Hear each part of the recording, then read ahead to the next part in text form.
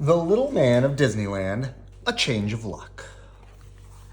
Written and illustrated by Nick Balian. At the roots of a secret tree in the Magic Kingdom of Disneyland dwelled a mysterious leprechaun, Patrick Begorra, the Little Man of Disneyland. For many, many years, Patrick lived alone in his house, away from the bustling crowds, at the happiest place on earth. If Patrick ever felt lonely, he would play his beloved fiddle. He felt lucky that he remained hidden for so long and was content with his quiet life. Every night, after the last guest had left the park, Patrick loved to stroll around Disneyland. He wished he could enjoy the magical attractions, but he was just too small. Patrick searched and searched for a place to enjoy, but everything was too much for the little man. Too many teeth. Too big. Not that small, after all. Too out of this world. But he didn't mind the giant-sized treats. That is a churro, if you don't know. Early one morning, Patrick was heading home from one of his strolls. Then, whoosh, a big gust of wind blew his hat with his lucky clover right off his head. No, not me lucky hat, he cried. Patrick leapt onto the hat, but the wind swept them both high into the sky. He lost his grip on the hat and landed right in the middle of Main Street, USA. Without a special hat, Patrick feared his luck would change for the worst. Just then, Disneyland opened for the day. An eager park guest rushed towards Patrick. The wee leprechaun knew he had to hide, but he was scared stiff. Suddenly, a white-gloved hand grabbed Patrick and whisked him away to a nearby shop. He closed his eyes and shouted, Put me down, you giant! I'll grant you 3 wishes. Just put me down. Oh, boy, that's swell. But are you okay, Patrick? Said a familiar voice. Patrick opened his eyes and saw Mickey Mouse. Minnie, Donald Duck, Goofy, Daisy Duck, and Pluto were all there too. They were thrilled to see Patrick. They had not seen him since the park was built. Patrick greeted the group and told them about his missing hat. It's the source of all me luck, they offered to help, but he proudly declined. I can do anything on me own. He started to leave.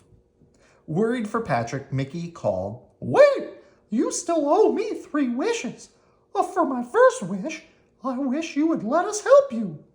Patrick groaned and reluctantly replied, Granted. The group began their search in front of Sleeping Beauty Castle. Patrick climbed atop a balloon and then scanned the windy skies. Just then, he spotted the hat blowing by. He pointed his shala and shouted, Shillalog. I think it's a stick, but I don't know how to pronounce it. Shillalog. And shouted, There it be! Charge! The team spent the whole day chasing the hat all over Disneyland. The wind blew the hat through Adventureland, whoosh, and Frontierland,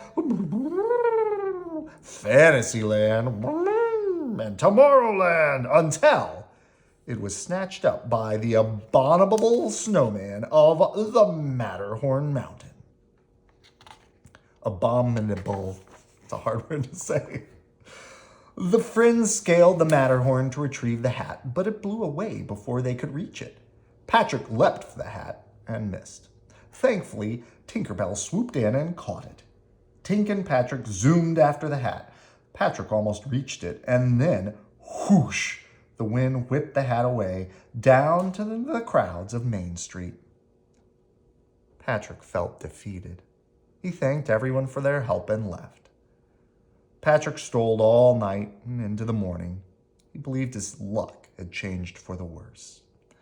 Was sad and he lost his hat, but he realized he was more upset about leaving his friends. Mickey and the gang had been so helpful and kind, something he hadn't enjoyed all those years on his own. Just then, Mickey Mouse shouted, "Patrick, wait!" Mickey had found Patrick's hat, and it looked brand new. It was trampled on Main Street, he exclaimed, so I had the Mad Hatter repair it and stitch Patrick on the back. Now, if it ever gets lost again, it will find its way back to you. I'm sorry, though. Your lucky Clover is gone. Clover or no, I've never felt so lucky having thoughtful friends like you and the gang, Mickey, said Patrick. Mickey invited Patrick to go on another ride, but Patrick insisted that they were all too big for him. Mickey had an idea. For my second wish, he told his friend, I wish you would join me on one more ride. Patrick sighed. Granted. Too many teeth! Mickey took Patrick to the Storybook Land canal boats. The two cruised through the menacing jaws of Monstro the whale, the same whale Patrick had avoided before. When Patrick emerged from the whale, Patrick was amazed to see a magical miniature land. It was just his size. Storybook Land has charmed many guests over the years, said Mickey, but few have been lucky and little enough to enjoy the many adventures here. Few as lucky and as little as you, Patrick. Mickey continued. When we built Disneyland, we hoped it would be a land for all to enjoy, including you, he declared. Now, go have some big fun in this wee land. Patrick was thrilled. He sprang out of the boat to have some adventures in Wonderland, Agrabah, the Diamond Mine, Toad Hall, and Arendelle. And so many more. Patrick gave Mickey the biggest little hug. I've never felt so lucky in all me life. This wee land is sure to be me happy place. How can I ever thank you, Mickey? Oh, gee, said Mickey. Well, for my third and final wish, on behalf of the whole gang, I wish for us to stay friends forever. And we hope to see you more often. Patrick smiled and replied, Granted. Later that night, Patrick hosted a celebration for all his friends in Storybook Land. Patrick played his fiddle for them to enjoy, except Donald, who kept pestering Patrick about his upcoming adventures. Will you visit Cinderella's castle? Asked Donald. Snow White's cottage? Pinocchio's village? It's a secret, Patrick declared. To this day, Patrick still keeps his visits to Storybook Land a secret. So when you go to Disneyland and cruise the canals, keep your eyes open wide, and maybe you'll spot Patrick Begora, the little man of Disneyland, enjoying the miniature wonders of his happy place. Good night. I love you.